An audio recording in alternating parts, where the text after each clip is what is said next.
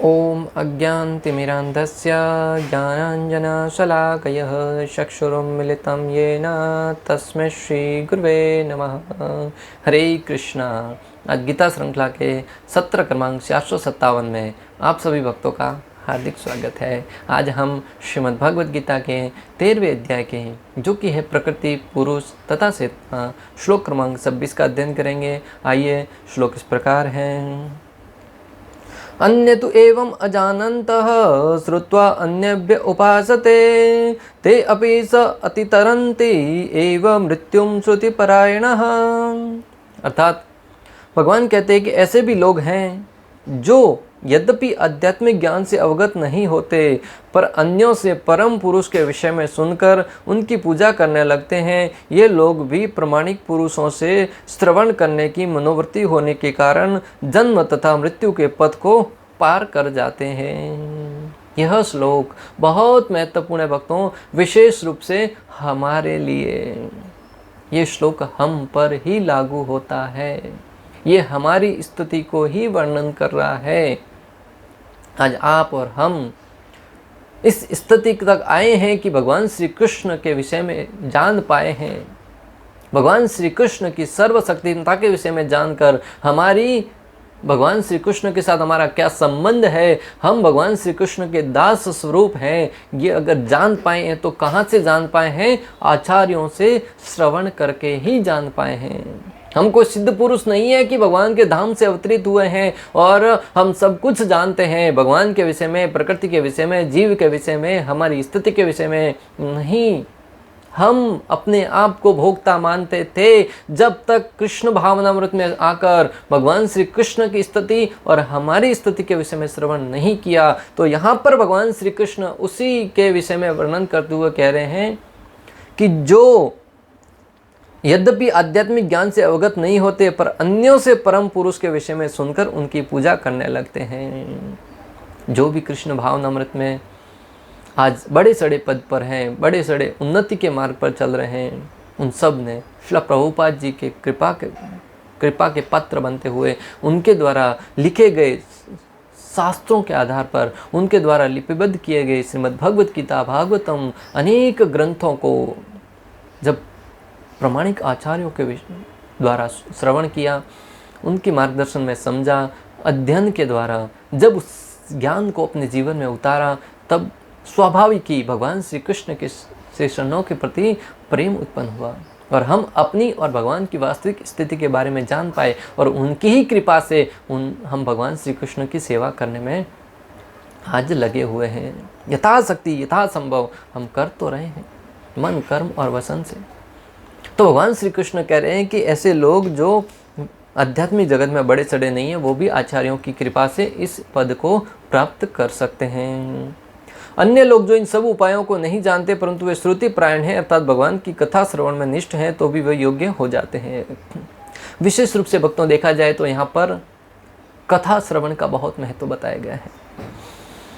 प्राय हम इस जगत में जिस व्यक्ति के विषय में श्रवण करते हैं, जिस व्यक्ति के कार्य के विषय में श्रवण करते हैं, स्वाभाविक ही उसके प्रति हमारी श्रद्धा या उसके प्रति घृणा उत्पन्न होती है। जब किसी ऐसे व्यक्ति के विषय में श्रवण करते हैं, भले वो देश के सर्वश्रेष्ठ पद पर स्थित हो, परंतु वो अपनी महत्वाकांक्षाओं के आधार पर अलग अलग समुदायों में झगड़ा करवाता है, आपसी फूट डलवाता है, या अपने राजनीतिक लाभ के लिए किसी अन्य वर्ग के ऊपर दूसरे वर्ग द्वारा थोपे गए अनेक प्रकार के अत्याचार हैं उनको सही ठहराता है और उन अत्याचारी व्यक्तियों का ही समर्थन करता हुआ प्रतीत होता है। और जब ऐसे व्यक्ति के विषय में हम सुनते हैं तो स्वाभाविक ही हमें उसके प्रति घृणा होती है कि ऐसा व्यक्ति सत्ता में क्यों है, ऐसा व्यक्ति को हमने वोट क्यों दिया। और दूसरी तरफ जब ऐसे व्यक्ति के विषय में श्रवण करते हैं कि जिन्होंने अनेक प्रकार के बलिदान दिए, अनेक प्रकार के लोगों की सहायता करी, लोगों को अपने जीवन का सदस्य माना, अपना जीवन का हिस्सा माना, उनके हर सुख दुख में उनके साथ बने रहे, और इतना करने के उपरांत भी उनको वो पद प्राप्त नहीं हुआ जो होना चाहिए था, तो स्वाभाविक उनके प्रति प्रेम प्राप्त होता है भक्तों। दृष्टांत के लिए आप देख लीजिए, एक तरफ अकबर था, यहाँ अनेक प्रकार के मुगल शासक थे जिन्होंने मात्र और मात्र प्रजा के ऊपर, सामान्य से सामान्य जीवों के ऊपर अनेक प्रकार अत्याचार ही किए हैं। उनके परिवारों को तोड़ना है, मंदिरों को तोड़ना है, घर बारों को तोड़ना है, संस्कृति को तोड़ना है, उनके बच्चों के साथ अन्याय करना है, ये सारे के सारे कार्य किए। दूसरी तरफ महाराणा प्रताप है, शिवाजी महाराज है, ऐसे बहुत ही दयालु और करुणामय राजा हुए हैं। फिर जब उन दोनों के विषय में हम श्रवण करते हैं, एक की तरफ प्रति प्रेम उत्पन्न होता है, आज भी उनका नाम लेते ही सीना गर्व से चौड़ा हो जाता है। स्वाभाविक ही उनके आदर्शों को अपने जीवन में उतारने का इच्छा होती है। और दूसरी तरफ जब ऐसे क्रूर राजाओं के विषय में श्रवण करते हैं जिन्होंने दूसरों पर अत्याचार ही किए हैं, वो उनके प्रति घृणा उत्पन्न होती है। अतः भक्तों, मैं आपको जो बताना चाह रहा हूँ कि श्रवण कितना महत्वपूर्ण है। हमें मालूम कैसे पड़ा वो दयालु थे, श्रवण किया उनके विषय में। हमें मालूम कैसे पड़ा दूसरा वाला क्रूर था, श्रवण किया। जब इस जगत के सामान्य व्यक्तियों के विषय में श्रवण करते हैं और मालूम होता है कि ऐसे जघन्य अपराधों में लिप्त हैं, तो उनके प्रति घृणा होती है। और दूसरी तरफ जब कोई व्यक्ति अच्छा कार्य करता है, उनके प्रति प्रेम होता है।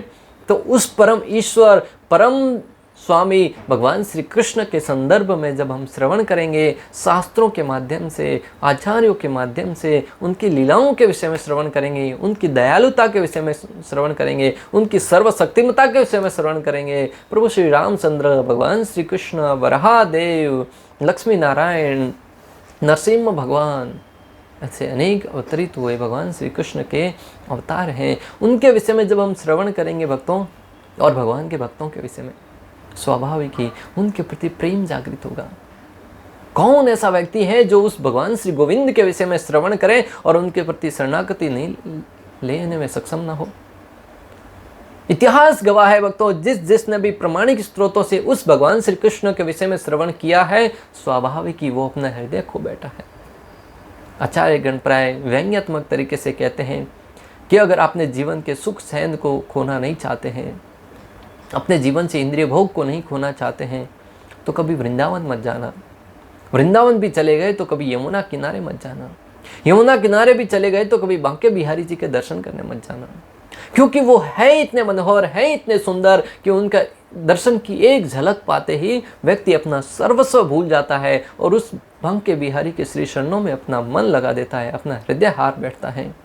अनेक ऐसे ऐसे वैरागी हुए हैं जो अपने परिवार को छोड़कर, घर बार को छोड़कर उस वृंदावन बिहारी की सेवा में समर्पित कर दिए गए हैं।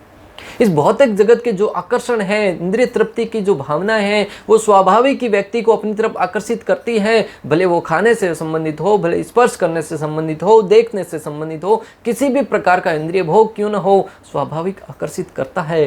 परंतु जिसका मन उस गोविंद की शरण में चला लग जाता है, वह व्यक्ति अपने जीवन के सारा का सारा जो इंद्रिय तृप्ति का भाव है वो खो देता है। भले वो मीराबाई हो, नरसिंह मेहता हो, ऐसे अनेक भक्त हुए हैं जिन्होंने भगवान श्री कृष्ण गोविंद की शरण में अपने आप को लगाकर अपने जीवन को धन्य बनाया है। इसलिए भक्तों, समय समय पर यथाशक्ति यथासंभव ज़्यादा से ज़्यादा इस भौतिक जगत के विषय में श्रवण करने के बजाय भगवान श्री गोविंद के विषय में श्रवण कीजिए, भगवान श्री कृष्ण की कथाओं का श्रवण कीजिए, भगवद गीता भागवतम का अध्ययन कीजिए, रामायण पुराणों का अध्ययन कीजिए, जिससे हमारा प्रेम उस भगवान श्री गोविंद प्रभु श्री रामचंद्र में लग सके। उन उपायों को भक्तों से सुनकर वे भी महेश्वर भगवान श्री कृष्ण की उपासना करने लगते हैं। वे भी उस संग के द्वारा क्रमशः उस उपाय को समझकर और उसका अनुष्ठान करके मृत्यु को पार कर जाते हैं। जिन तत्वदर्शियों ने, जिन महान भक्तों ने उस भगवान की शरणागति स्वीकार की है, उनके द्वारा हम उस भगवान के विषय में जब श्रवण करेंगे तो हम भी उन भगवान श्री कृष्ण के शरणों के प्रति प्रेम प्राप्त करने में सफल होंगे। तो इस प्रकार भगवद गीता में भी भगवान श्री कृष्ण अर्जुन से कहते हैं कि तुम्हें गुरु के पास जाकर उनकी शरणागति स्वीकार करते हुए उनकी सेवा कीजिए और उनसे ज्ञान प्राप्त करने का प्रयास कीजिए, क्योंकि उन्होंने उस परमात्मा के विषय में, उस परम ईश्वर के विषय में श्रवण किया है। इसलिए वो आपको भी ज्ञान देने में सक्षम होंगे और आप उस ज्ञान को प्राप्त करके अपने जीवन को धन्य बनाएंगे। तद विधि प्रणिपातेन परिप्रश्नेन सेवया उपदक्षन्ति ते ज्ञानम ज्ञानिनम तत्वदर्शिना। जो तत्वदर्शी है, जो महान भक्त हैं, जिन्होंने भगवान श्री कृष्ण के विषय में पूर्ण ज्ञान प्राप्त कर रखा है, उसके पास जाकर विनीत भाव से उनकी सेवा कीजिए। और जब सेवा से वो प्रसन्न हो जाएं तो जिज्ञासा कीजिए। और जिज्ञासा कैसी? दिव्य परम ईश्वर के विषय में जिज्ञासा। और उस जिज्ञासा से वो परम ईश्वर के विषय में आपको ज्ञान प्रदान करेंगे, जिससे आपके जीवन का पूर्ण योग हो सके, आप भगवान के साथ धाम में जाने के लिए योग्य बन सके। यहाँ भगवान की कथा को सुनने की महिमा का वर्णन किया गया है। बलदेव विद्याभूषण जी कहते हैं कि यहाँ पर विशेष रूप से इस श्लोक में भगवान श्री कृष्ण की कथाओं का श्रवण करने के ऊपर जोर दिया गया है, बल दिया गया है कि कोई भी व्यक्ति अपने जीवन का उद्धार करना चाहता है तो उसे सर्वप्रथम कानों के द्वारा भगवान का दर्शन करना होगा। इस वृंदावन या अनेक भगवान के धाम में जाते हैं तो अनेक लोग अनेक अपराध कर बैठते हैं, क्योंकि जो वहाँ पे जाते हैं वो वहाँ की स्थिति के विषय में देखकर, वहाँ की भौतिक स्थिति को देखकर उनके उपहास उड़ाते हैं या उनके साथ दुर्व्यवहार करते हुए बहुत अनेक अपराध कर बैठते हैं। परंतु आचार्यगण कहते हैं कि जब भी धाम में जाएं तो वहाँ के विषय में कानों के द्वारा श्रवण कीजिए। वहाँ का दर्शन है कानों के द्वारा कीजिए, आचार्यों के द्वारा कथा श्रवण करते हुए उस धाम का दर्शन करने का प्रयास कीजिए। प्राय आज की तारीख में लोग कहते हैं कि भगवान को देखेंगे तब मानेंगे, भगवान को दिखाओ तब मानेंगे, भगवान दिखते नहीं इसलिए है नहीं। परंतु शास्त्र प्रमाण है भक्तों की, भगवान को देखना है तो कानों के द्वारा ही देखना पड़ेगा। कानों के द्वारा जो श्रवण करके उस प्रेम ईश्वर के विषय में प्रेम की प्रगाढ़ अवस्था तक पहुंच जाता है तो वो फिर सारी कायनात से भगवान श्री कृष्ण का दर्शन करना लग जाती है। जब ध्रुव महाराज ने अपनी सौतेली माँ से भी सुना कि भगवान श्री विष्णु है, वही एकमात्र सक्षम है आपको इससे बड़ा राज्य प्रदान करने के लिए, या फिर मेरी कोख से जन्म लेने अर्थात सुरुचि की कोख से जन्म लेने के लिए आपको योग्य बना सकते हैं। और जब वही बात उन्होंने अपनी माँ सुनीति के मुख से सुनी भगवान श्री विष्णु की महिमा गान के विषय में, तब वो तुरंत निकल पड़े अपना घर बार छोड़कर उस भगवान श्री विष्णु को प्रसन्न करने के लिए। और फिर रास्ते में उनको एक और महान गुरु मिले, नारद मुनि।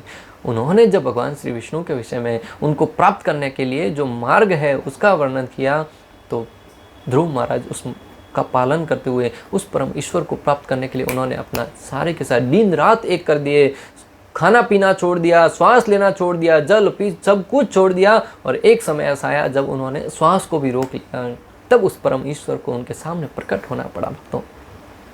इसलिए जब हम भगवान के विषय में श्रवण करेंगे, निश्चित रूप से उस भगवान श्री गोविंद को भी उनके सामने प्रकट होना ही पड़ेगा। और वो प्रेम वश स्वाभाविक की खींचे दौड़े चले आते हैं। इतनी प्रेम में शक्ति है भक्तों। आप अपनी शक्ति से उस भगवान को नहीं बुला सकते, परंतु प्रेम में इतनी शक्ति है कि वो भगवान स्वयं आपके पास आने के लिए उतावले रहेंगे। तात्पर्य: यह श्लोक आधुनिक समाज पर विशेष रूप से लागू होता है, क्योंकि आधुनिक समाज में आध्यात्मिक विषयों की शिक्षा नहीं दी जाती। श्रील प्रभुपाद स्पष्ट शब्दों में स्पष्ट उल्लेख करते हुए आज की मानव समाज का मार्गदर्शन करते हुए कह रहे हैं, विशेष रूप से आधुनिक समाज के लिए यह श्लोक बहुत ही महत्वपूर्ण है, यह ज्ञान बहुत ही महत्वपूर्ण है। क्यों? क्योंकि आधुनिक समाज में आध्यात्मिक विषयों की शिक्षा नहीं दी जाती है। क्योंकि आधुनिक समाज में भौतिक शिक्षा से संबंधित, इंद्रिय तृप्ति से संबंधित बहुत सारी शिक्षाएं दी जाती हैं, परंतु आध्यात्मिक ज्ञान के विषय में कोई शिक्षा नहीं दी जाती। किस प्रकार जीवन यापन करे, किस प्रकार इस जन्म मृत्यु के बंधन से मुक्त हुआ जाए, इसके विषय में कोई ज्ञान नहीं दिया जाता। मात्र खाओ पियो और ऐश करो, आहार निद्रा भय मैथुन, इसके सिवाय कुछ नहीं। ये पशुवृत्ति है।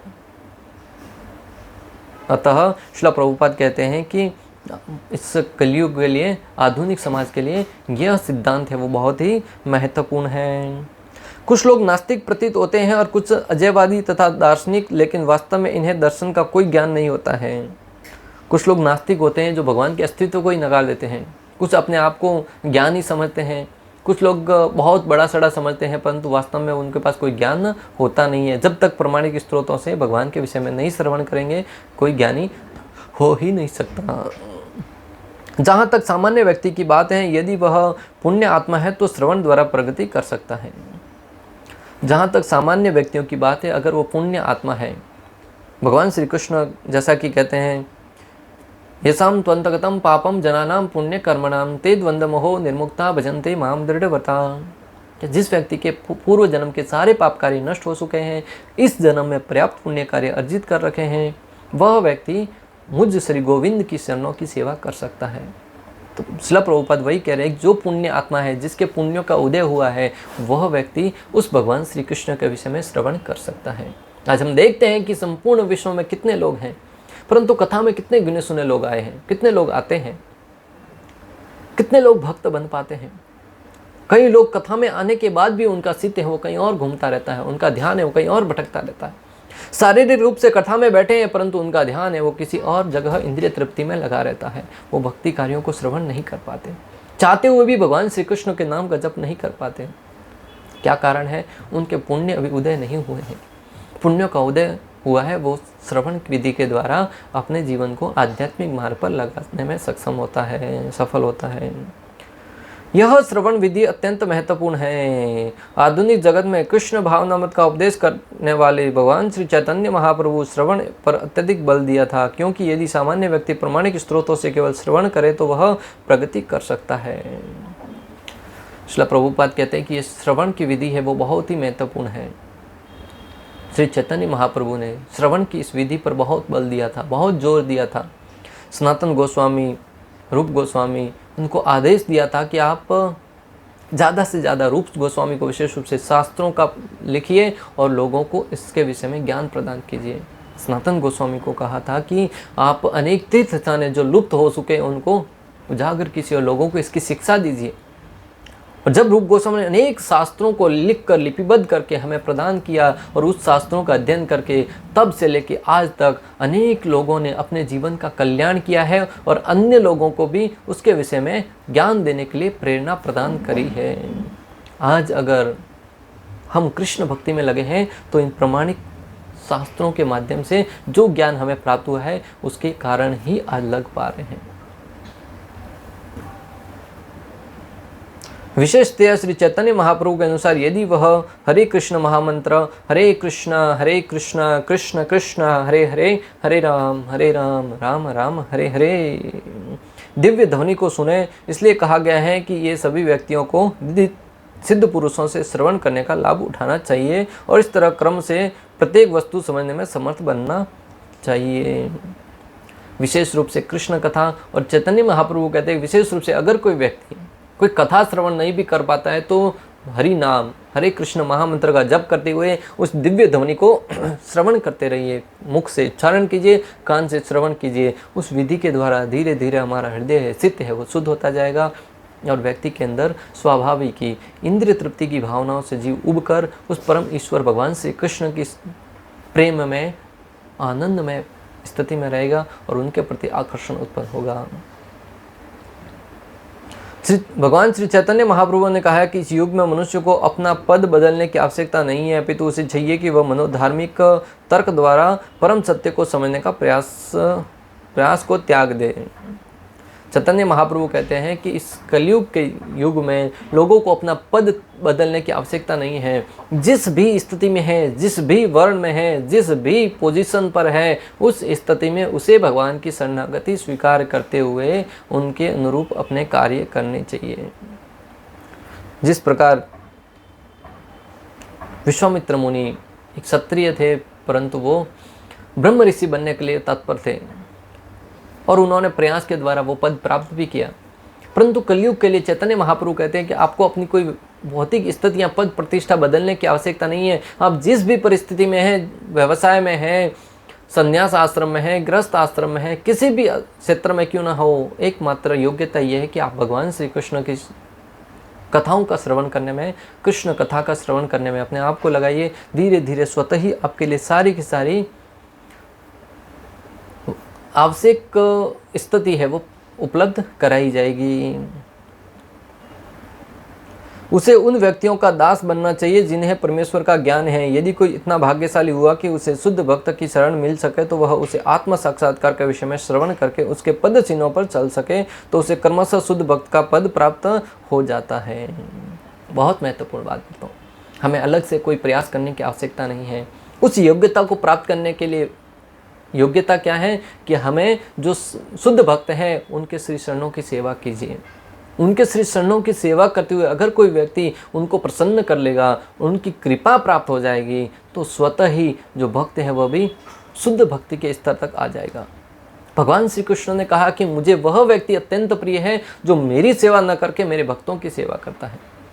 अगर आपको कहीं से सेवा प्राप्त हो रही है तो उस भक्त को प्रसन्न करने का प्रयास कीजिए। गुरु परंपरा के माध्यम से आप आपके गुरु की, वो अपने गुरु की ऐसे सेवा ऊपर के क्रम में बढ़ते हुए भगवान श्री कृष्ण तक पहुंचती है और उसके द्वारा भगवान श्री कृष्ण है वो अत्यंत प्रसन्न होते हैं। अगर हम डायरेक्ट भगवान श्री कृष्ण की सेवा करने जाएंगे, हो सकता है अनेक अपराध कर बैठे, हमारी योग्यता नहीं है कि भगवान को प्रसन्न कर सके। और जो भगवान के भक्त हैं वो बहुत दयालु होते हैं, अगर हमारी सेवा से कुछ त्रुटि भी हो जाए तो वो उसे क्षमा करके उस फल के रूप में हमें प्रदान कर देते हैं। इस श्लोक में श्रवण विधि पर विशेष रूप से बल दिया गया है और यह सर्वथा उपयुक्त है। यद्यपि सामान्य व्यक्ति तथाकथित दार्शनिक की भांति प्राय समर्थ नहीं होता, लेकिन प्रामाणिक व्यक्ति से श्रद्धापूर्वक श्रवण करने से इस भवसागर को पार करके भगवत धाम वापस जाने में उसे सहायता मिलती है। इस श्लोक में विशेष रूप से श्रवण विधि पर बहुत बल दिया गया है। प्राय व्यक्ति है वो अपनी स्वयं की शक्ति से भगवत धाम जाने के लिए उपयोगी नहीं हो सकता है, परंतु अगर हम प्रामाणिक गुरु परंपरा के द्वारा भगवान श्री कृष्ण के विषय में श्रवण करते हुए आचार्यों के मार्गदर्शन में अपने जीवन को कृष्ण भक्ति में श्रद्धापूर्वक लगाएंगे, तब निश्चित रूप से उस परम ईश्वर, परम धाम, गोलोक धाम में जाने के लिए हम योग्य हो जाएंगे और अपने वास्तविक जीवन को, जो हमारा वास्तविक जीवन है, आनंदमय अभ्यासात भगवान श्री कृष्ण के धाम में जाकर हम उस भगवान श्री कृष्ण गोविंद की चरण में सेवा में लगकर अपने जीवन को धन्य बना सकते हैं और अपनी वास्तविक स्थिति को प्राप्त कर सकते हैं। और कलयुग के लिए साधारण सी विधि है श्रवण की विधि। श्रीमद् भगवद गीता 13.26 इस श्लोक को आप अपने जीवन का केंद्र बिंदु बनाकर उसके अनुरूप कार्य करने का प्रयास कीजिएगा। इस प्रकार श्लोक क्रमांक 26 का भक्ति वेदांत तात्पर्य पूर्ण हुआ। अंत तक हमारे साथ बने रहने के लिए आप सभी का हृदयपूर्वक, प्रेम पूर्वक बहुत बहुत धन्यवाद। श्रील प्रभुपाद की जय। श्री श्री राधा गोपीनाथ भगवान की जय। श्रीमद् भगवद गीता की जय। हरे कृष्णा कृष्ण कृष्ण हरे हरे, हरे राम राम राम हरे।